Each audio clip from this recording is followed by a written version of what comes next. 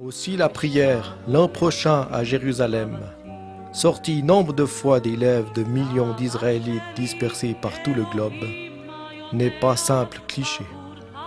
Elle exprime plus qu'un vœu, la certitude qu'après tant de siècles de malédiction, poindra le jour messianique où tout deviendra bénédiction. Une bénédiction promise à Abraham et sa descendance. Et n'était-ce pas sur cette montagne de Moria que Dieu mit à l'épreuve Abraham lorsqu'il l'engagea à sacrifier son fils? Et sur le mont Moria, il y a cette pierre, appelée en hébreu Even Hashetia, la première pierre, où selon la tradition juive, le monde fut créé. Ce lieu était prédestiné à jouer un rôle capital tout au long des siècles. Mais le salut d'Israël n'est pas dans le souvenir de vieilles pierres, mais bien dans les promesses de l'Écriture sainte. Le prophète Ésaïe nous en donne la clé. De Sion sortira la loi, et de Jérusalem la parole du Seigneur. Une parole qui demeurera éternellement. Depuis le don de la Torah dans le désert, la loi ne sera pas seulement un code moral, mais elle deviendra une parole de vie. Et l'Épître aux Hébreux, chapitre 1, nous dit qu'après avoir autrefois parlé par les prophètes, en ces jours qui sont les derniers, Dieu nous parle par son Fils, né de la descendance de David selon la chair, mais Fils de Dieu avec puissance selon l'esprit de sainteté.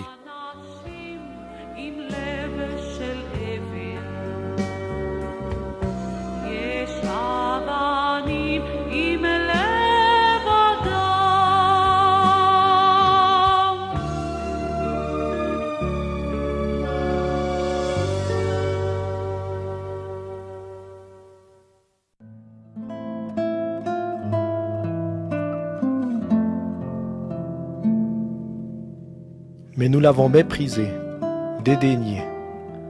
Nous n'avons fait de lui aucun cas. De Gethsémané à Golgotha, il s'est humilié lui-même en devenant obéissant jusqu'à la mort sur la croix.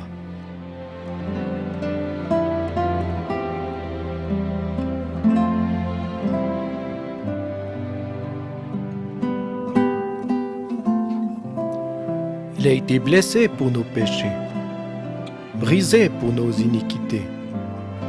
C'est lui qui nous a sauvés, et c'est lui le salut d'Israël.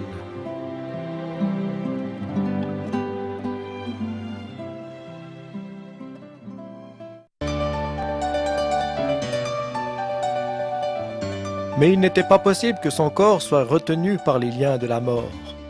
Aussi, 3 jours après, Dieu l'a ressuscité. Il sortit triomphant du tombeau, et pendant 40 jours, il apparut vivant parmi ceux qui étaient montés avec lui de la Galilée à Jérusalem. Et c'est sur cette montagne, la montagne des Oliviers, qu'il fut élevé pendant qu'ils le regardaient. Une nuée le déroba à leurs yeux.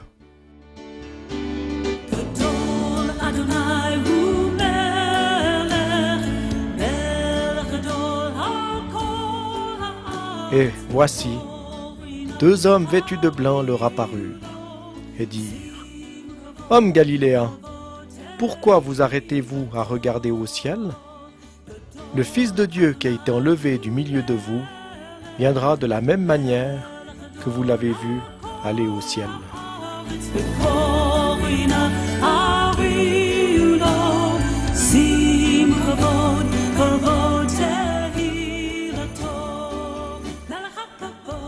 Or, parmi les nombreux textes de la Bible consacrés à la venue du Seigneur, dans son dernier chapitre, le prophète Zacharie enchaîne par ces mots. « Voici quand l'Éternel paraîtra, ses pieds se poseront en ce jour sur la montagne des Oliviers, qui est vis-à-vis de Jérusalem, du côté de l'Orient. Et en face de la montagne des Oliviers, il y a une porte, la porte d'or, appelée aussi porte de la miséricorde.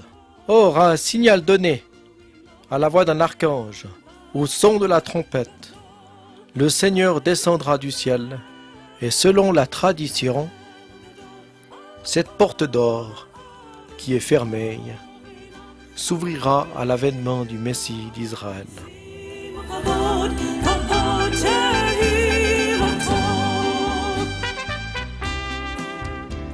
Sa justice paraîtra comme l'aurore, et sa délivrance comme un flambeau qui s'allume. En ce grand jour, le chauffard sonnera, et les morts ressusciteront. Et quand la dernière trompette retentira, alors toutes les nations verront son salut.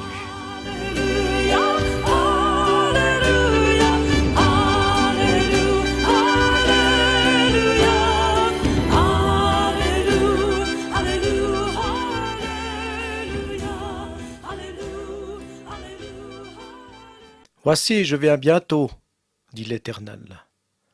Heureux celui qui garde mes paroles. Le ciel et la terre passeront, mais ma parole demeurera éternellement.